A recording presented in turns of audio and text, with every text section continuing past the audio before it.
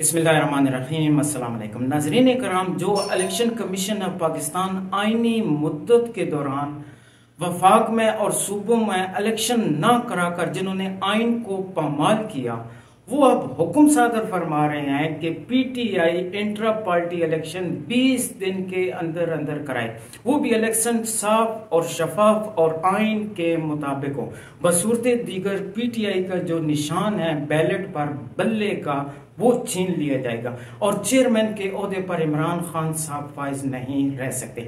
अगर PTI intra party election कराती है तो जो मौजूदा पीटीआई की जो सदारत है वो चौधरी परवेज इलाही साहब के पास है। अगर चौधरी परवेज इलाही पार्टी को संभालते हैं या सदारत को संभालते हैं तो वो खुद केसेस का सामना कर रहे हैं। नाजरीन कराम, जितने पीटीआई के अरकान हैं, कायदीन हैं, जिनके पास सदारत है, जो जनरल सेक्रेटरी है, जो चेयरमैन है, उन तमाम पर केसेस हैं।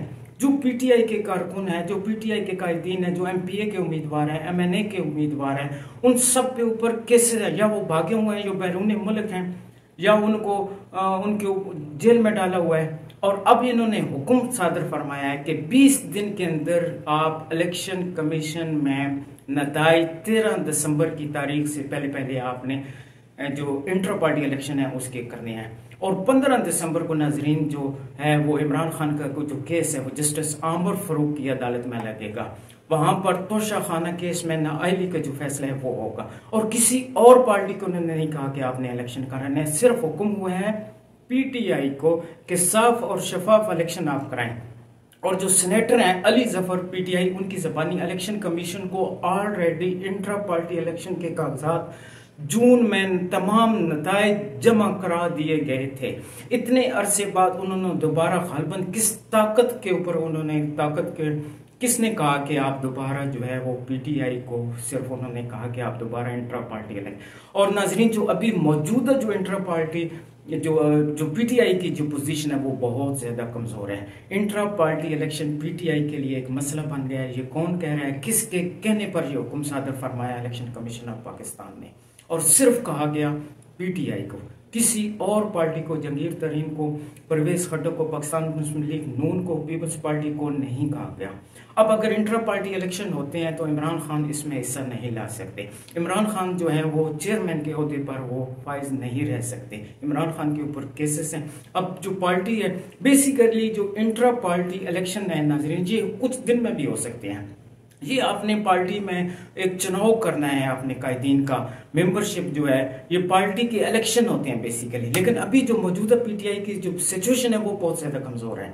अरकान सारे दरबर्दा हैं, रोपोश हैं, भागे हुए हैं, उनके ऊपर केसेस हैं, वो जेलों में हैं। ये पीटीआई को खोखला करने के लिए एक साजिश बनाई गई है।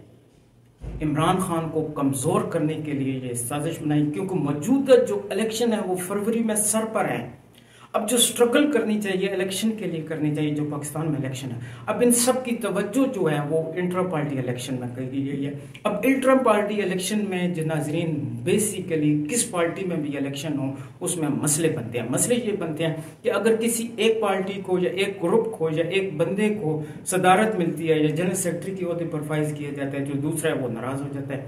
और अभी ये जो साजिश करेंगे इमरान खान के ऊपर, जो नाराज कायदीन है उनको ये गुमराह करेंगे, उनको पैसे दिए जाएंगे, उनको किसी और पार्टी में शामिल करने की कोशिश की जाएगी कि आप परवेज इलाही जो जंगीर तरीन वाली पार्टी है इसमें आप शामिल हों, आपको हम सीट देते हैं, आपको हम एमपीए का टिकट देते हैं। और अभी जो सिचुएशन है, अगर किसी पार्टी बंदे को पीटीआई का टिकट मिलता है एमपीए का, जिसको एमपीए का टिकट नहीं मिला वो नाराज हो जाएगा। ये जो नाराज कायदीन है उनको लेकर जाएंगे दूसरी पार्टियों में, बेसिकली कमजोर करने की साजिश की जा रही है। अल्लाह ताला से दुआ है कि अल्लाह ताला पाकिस्तान का हामी और नासर हो। अल्लाह ताला